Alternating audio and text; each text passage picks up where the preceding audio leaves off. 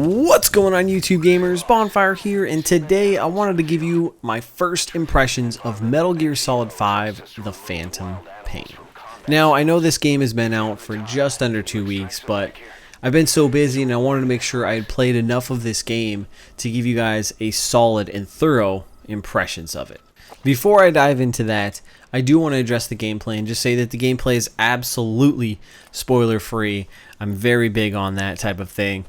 And the gameplay is literally me just running around, taking down some bad guys and trying to take over a camp. So just so you guys can have something to look at and check out what this game looks like. So one of the first things I noticed when I started playing Metal Gear Solid 5 is just how damn good this game looks. This game is one of the best looking games out on current gen. It is absolutely beautiful. There's so much detail, so much textures, everything looks beautiful. The draw distances are pretty spectacular once you get out into the open world. And I think one of the most impressive things about this game is just how well it runs. This game is running at 60 frames per second. It's so silky smooth. And I'm just so impressed by that. And it really makes a difference. Now, I've played this game approximately 13 or so hours, and I'm only 8% complete done with it.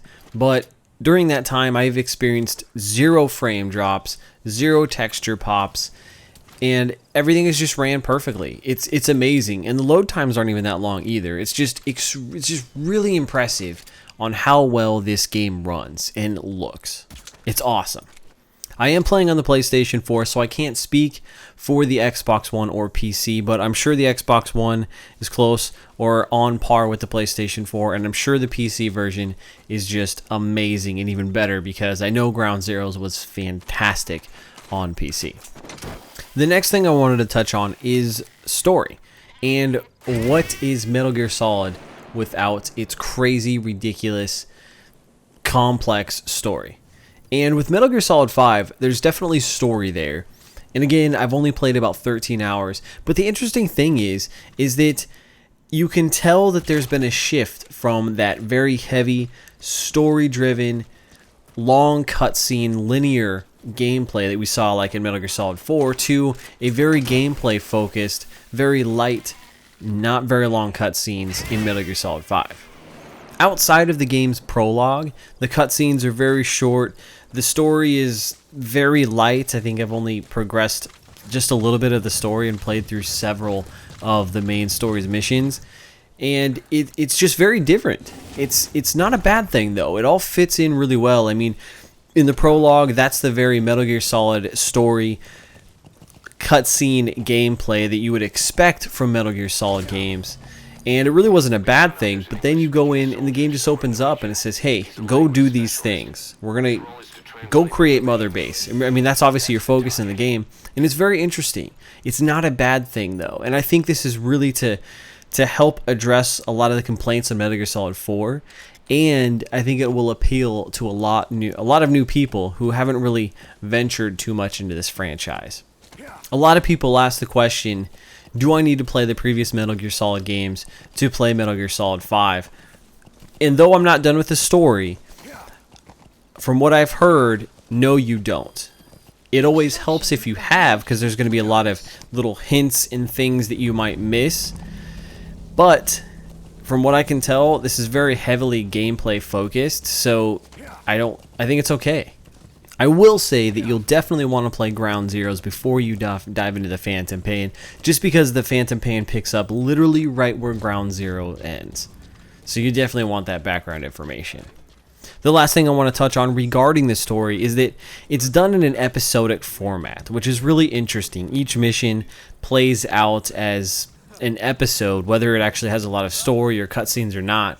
And I think it's really interesting. It's an interesting design choice, but it's fine. It doesn't really hinder it. In that when you actually do progress the story, it's kind of cool. The last thing I wanted to touch on is the gameplay of the game, because that's obviously the big focus and one of the biggest elements inside of this game. To start things off, this game is open world, and that's very interesting for Metal Gear Solid 5. And when I first heard about that, I was very unsure. I didn't know how it would work. Even after playing Ground Zeroes, it just kind of was like, how is this open world game going to feel? Because Ground Zeroes was such a sandbox in such a confined area, Metal Gear Solid 5 is supposedly this huge open world. And even after my short time with the game, it works. It's really cool. It works so well the way it's formatted, because you're switching between going to this open world, and I just have the first open area. I assume there's more open areas based on what I've seen in trailers and things like that. But you switch between going to these worlds, dropping in, doing missions, some side ops missions, and then going back to Mother Base and really focusing on that and developing that, which is really cool. And it's a nice balance. You can take a break at Mother Base, or you can go back in the missions, do several of them in a row, including side missions, and it's very cool. It's very cool the way it works, and it's really surprising. Now, the main focus in this game is to build up Mother Base again. And this is where the depth of the gameplay comes, and this is where you really start to see just how deep this game is and how much time and thought went into this, because there's a lot there. You recruit soldiers, you basically convert your enemies into soldiers for your Mother Base, which is awesome. You can recruit different items that you'll find. You can find materials and even animals for your base, and all these things you basically steal them for your Mother Base. And it's such a huge focus because each soldier has different unique abilities, and you need, as you're expanding Mother Base, there's different parts of it to build up. You need resources to do so, and it's really cool how the game just eases you into all of this, because it just slowly layers these things on top of one another, and next thing you know, you look back and it's like, holy crap, I've done all of these crazy things to build up Mother Base. It's really awesome. One of the big things as you develop Mother Base is this is how you're also going to develop weapons and items for missions and side operations that you'll go out on.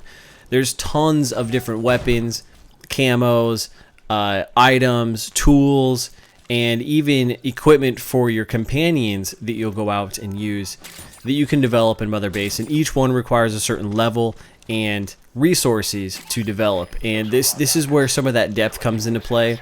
And I always find myself saying, okay, I want this particular item, and I need this at certain levels, and I need this many resources to do that, and so that becomes your focus as you're going out doing missions. It's really cool and addicting. You heard me mention companions and buddies, and this is a new element in the game, to where you have a friend that rolls out with you to help you and assist you on these missions. Now, you start out with the horse. That's the only companion I currently have, but you unlock a couple others that you'll kind of stumble upon in the game, and it's pretty cool. I like this. It's fun to use, and the horse is awesome because it's such an open world that you're going to need this horse to travel to certain areas, though I haven't really figured out a good way to fast travel yet, and that's one of my gripes so far. I think one of the things that makes the gameplay so great is its controls. The controls just feel really good. Again, I'm playing on the PlayStation 4. I'm sure it's a very similar scheme on the Xbox One, but it's just so good. It's the same thing from Ground Zeroes, and it just works really well. I will say that my only gripe is that because you can snap to walls or different objects to kind of hide behind, and sometimes it's a little inconsistent, and I've found myself getting caught when I'm trying to be super stealthy in certain situations, and it kind of bugged me a little bit, but it's a very minor gripe. Everything else seems to be working fantastic. Overall, Metal Gear Solid 5, The Phantom Pain is fantastic, and I'm really enjoying this game. There's so much gameplay here, there's so much detail, and it's so thorough and deep that it's just so fun, and I find myself just wanting to come back, completing side operations, doing the main missions, and always focusing on developing Mother Base. It's really drawn me in, and I didn't think I would like the whole developing Mother Base thing, but it sucked me in, and I thoroughly enjoy it, and it's something that I'm spending a lot of time and focus on during operations. So those are some of my first impressions from my time with the game. Again, 13 hours in, only 8% done.